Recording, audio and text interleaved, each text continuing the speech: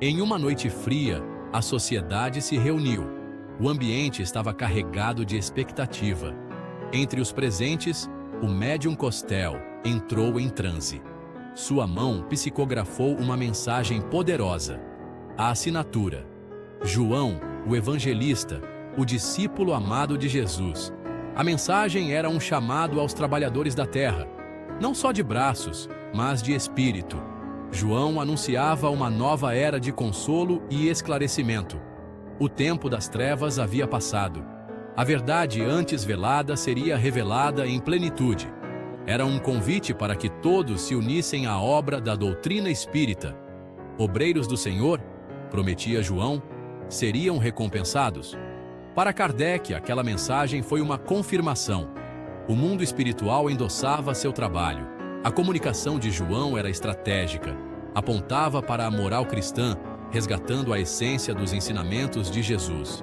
Era hora de voltar ao Evangelho, de incluir todos na grande obra, independentemente de origem ou passado. A doutrina espírita se apresentava como campo aberto a todos. A mensagem de João, recebida por Costel, acendeu uma chama que iluminaria o caminho para a próxima grande obra de Kardec. O chamado era claro, era tempo de agir. O espiritismo ganhava novo impulso. A confirmação espiritual era inegável, o movimento se fortalecia, e a história avançava para um novo patamar. A mensagem de João foi o estopim para uma nova obra. Kardec sentia a urgência de um livro dedicado à moral, ao sentimento, à aplicação prática dos ensinamentos. O desafio: explicar a moral de Cristo sob a ótica universal dos espíritos, traduzindo-a para a razão e o coração.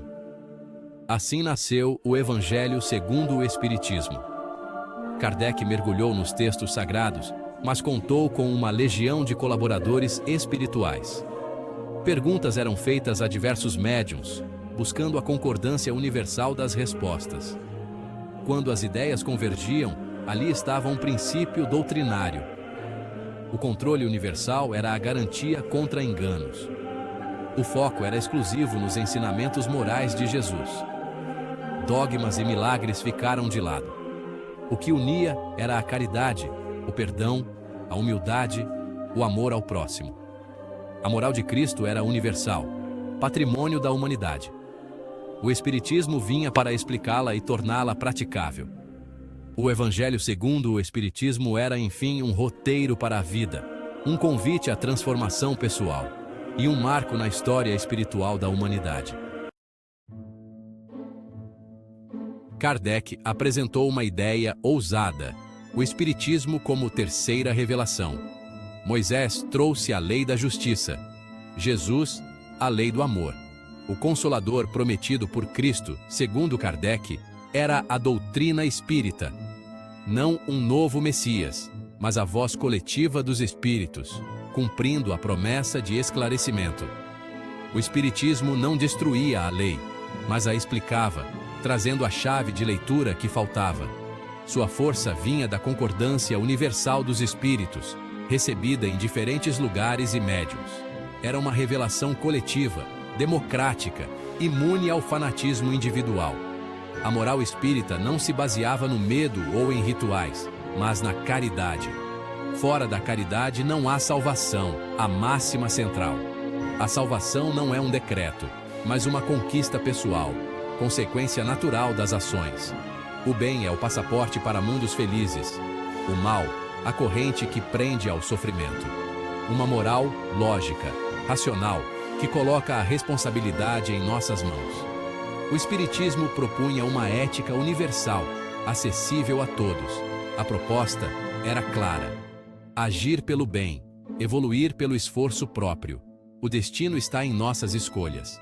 A moral espírita é convite à transformação.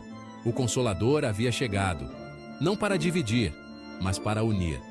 A humanidade ganhava um novo horizonte, e a responsabilidade pelo futuro era de cada um. O Espiritismo se firmava como caminho de progresso e esperança. O Evangelho segundo o Espiritismo foi um sucesso imediato. mas também alvo de forte oposição.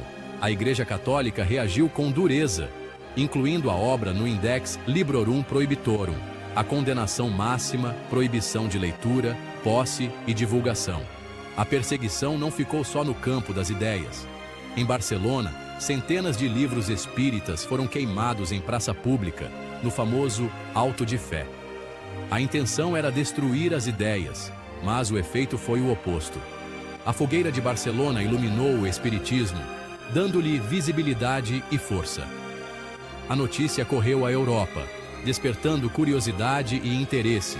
O veto e a perseguição criaram um paradoxo. Ao tentar silenciar, fortaleceram o movimento. Kardec comentou: as chamas podem destruir o papel, mas não as ideias.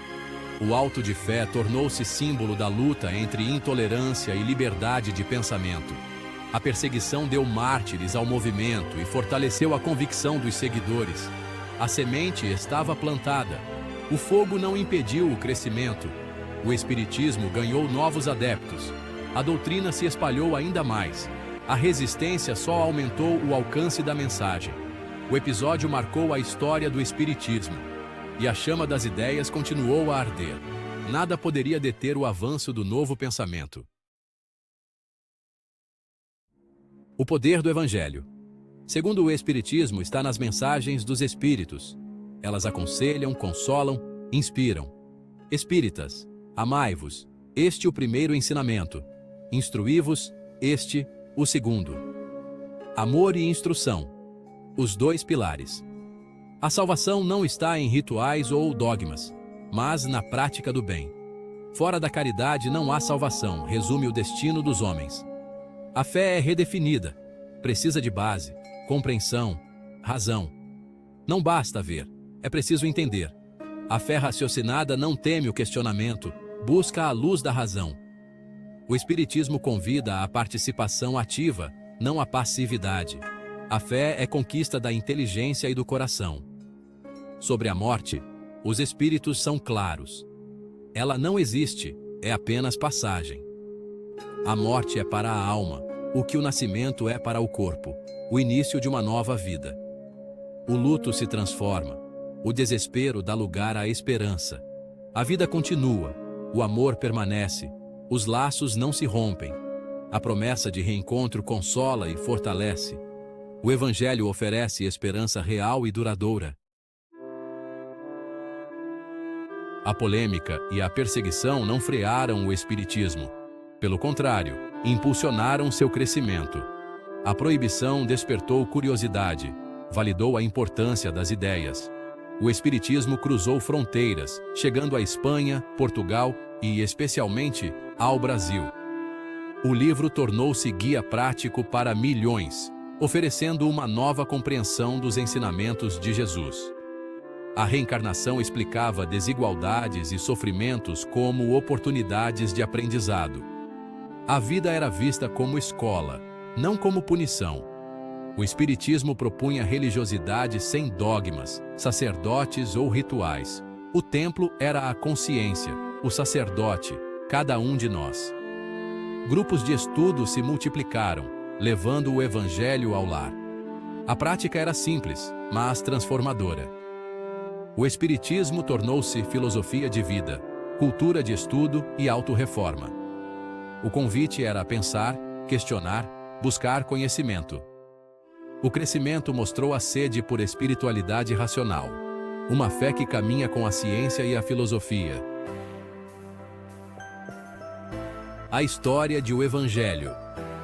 Segundo o Espiritismo, é a dança entre fé e razão. Kardec propôs um caminho do meio-fé iluminada pela razão. Razão aberta ao espírito. Em um mundo polarizado, a mensagem espírita é uma terceira via, de equilíbrio. Convida a qualificar a fé, reconhecer limites da ciência, buscar o que está além. A jornada espiritual é aprendizado contínuo, progresso intelectual e moral. O universo está em evolução. Nós, espíritos imortais, somos parte desse fluxo. Cada experiência é degrau rumo à perfeição. O futuro é construído por nossas escolhas. As palavras de Kardec e dos espíritos ecoam. A jornada é longa, mas não estamos sós. O amor é a lei maior, o conhecimento, a ferramenta de libertação. O chamado aos trabalhadores da última hora permanece atual. O mundo precisa de obreiros da paz e fraternidade. A luz das ideias resiste ao tempo. A jornada continua, aberta a todos. O convite à reflexão e ao progresso espiritual permanece vivo. No próximo vídeo abordaremos o novo Bispo de Barcelona. Então fique ligado e deixe seu like. E se inscreva no canal porque ajuda a trazer mais conteúdos como esse. Até breve!